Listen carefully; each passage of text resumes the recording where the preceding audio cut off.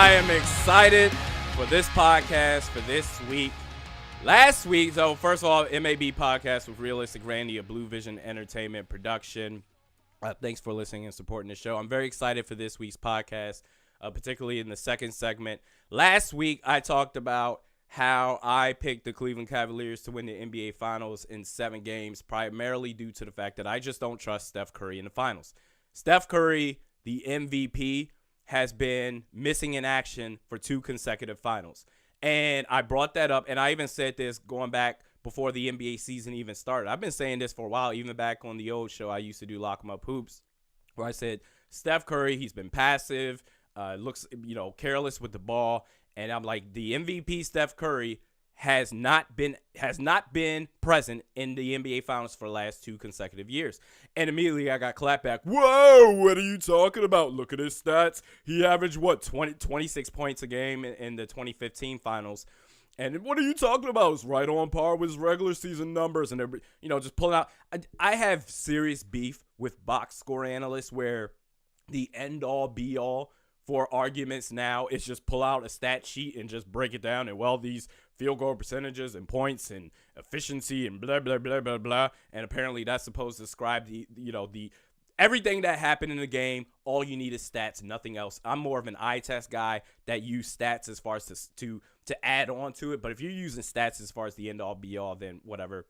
Got a lot of clap back from that. Also, loyal listener Garrett on Facebook wanted to know my thoughts on super teams and my thoughts on, what do I think about these players that are basically going out ring chasing. I'll talk about that. And if you have any questions or something that you'd like for me to talk about, send us a tweet at realistic_Randy. You can also comment on this video on YouTube or Facebook, however it is. We'll definitely take it into consideration. We definitely thank you for all the support. First things first, Minnesota Vikings.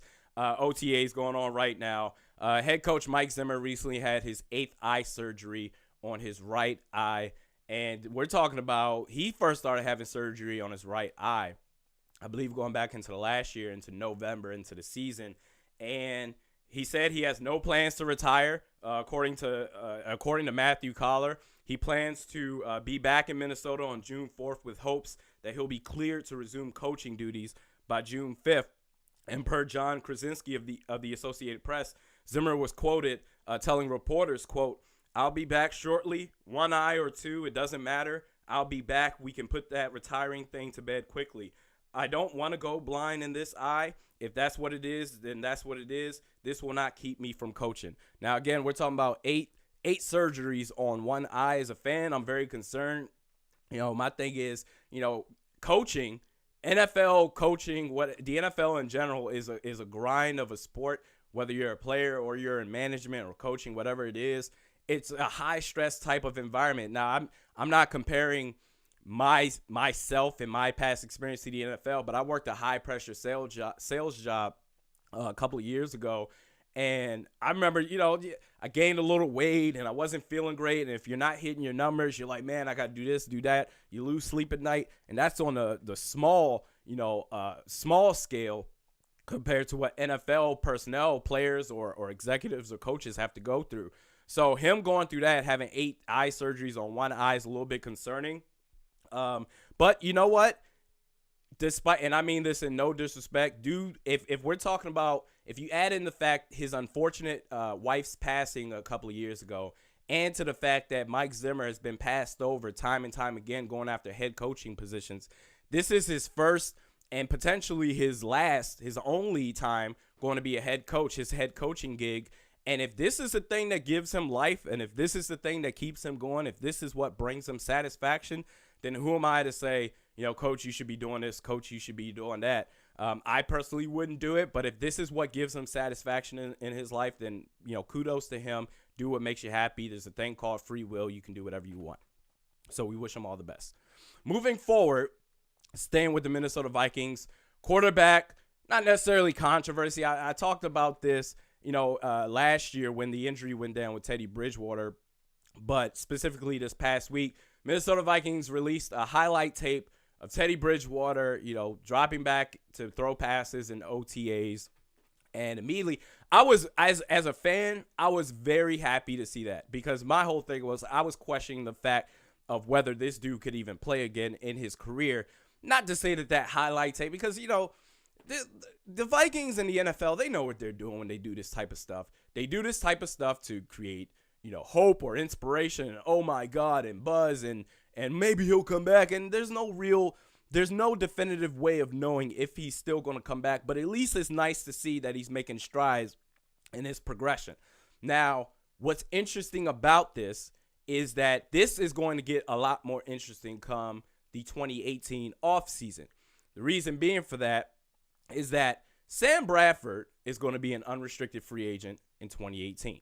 He's going to be looking for a new contract, and a lot of that depends on how he performs this year. Now, I'm not part of the anti-Sam Bradford camp where everyone's like, and now I do agree with the fact that on third downs especially, and when times when you need a play, he did get passive and he was just looking to check down. And the reason why I'm willing to give him a pass is because the offensive line was arguably the worst offensive line in football last year. This isn't Teddy Bridgewater where, yes, he can stand in the pocket and he can make the throws and do whatever and fight in the pocket, but he can also move around. He's very agile. And worst case, if he gets caught in a jam, he can take off with his legs. Sam Bradford is a statue of a quarterback. You need everything around him to work out. He needs adequate pass protection. He didn't get that last year. I'm still very weary of this offensive line pass protection wise going into this season 2017, which is why I have the Vikings going 7-9, maybe 8-8. If they made the playoffs, that's great. I want them to win. I want them to win the Super Bowl. But Sam Bradford, the one criticism that I do have of him is he does need to start looking to make plays. At least you're going to get hit, and yes, he's a hit away from tearing another ACL or whatever. He's had injuries suffered his whole career. But anyway, assuming he performs okay, that's going to be interesting because he's going to be an unrestricted free agent this offseason in 2018. And the Vikings hold all the power in both of these scenarios. So worst case, they can just franchise tag Sam Bradford if they have to. Teddy Bridgewater is a different story. Let's say he progresses, and I don't expect him to play this season. I definitely expect him to be on the, physically unable to perform, the PUP list, what have you. And I think I read a tweet somewhere from one of the media members that said something. I don't know where this came from, but I'm pretty sure that it was mentioned that if he stays on the PUP list, Teddy Bridgewater, for this entire year, then basically this season his contract rolls over into next season as well. So he's supposed to be an unrestricted free agent, assuming that he's on the active roster at some point. But if he doesn't, then his contract apparently rolls over into 2018.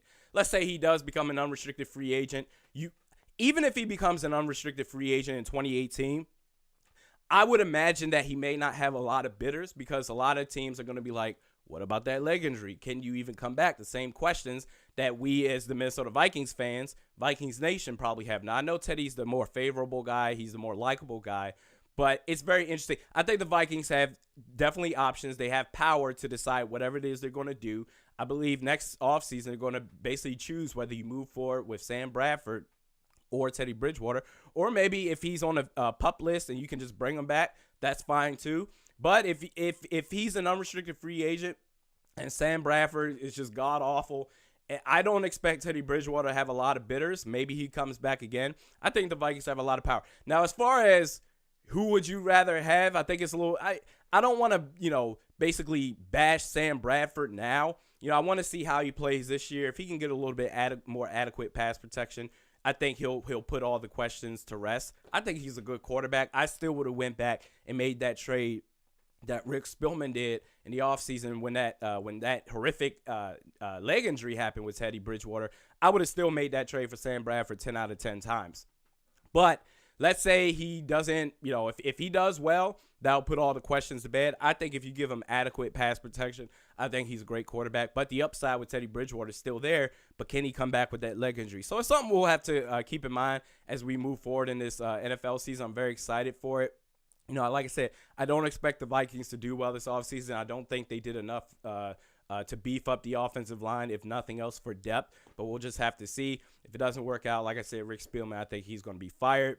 But next segment, and we'll talk about Vikings throughout, the rest of the offseason and what have you, any, breaking news, what have you. Next segment, NBA, talking about super teams. What do I think about team players ring chasing, as Garrett, loyal listener on Facebook, was asking me about. Also, I'm going to call out these box score analysts that wanted to clap back and be like, Steph Curry was great in the 2015 finals. What are you talking about? Mediocre best podcast with Realistic Randy. You wrong and I seen it. Nightmares, no dreaming. Blocked and deleted. I'm feeling just so defeated.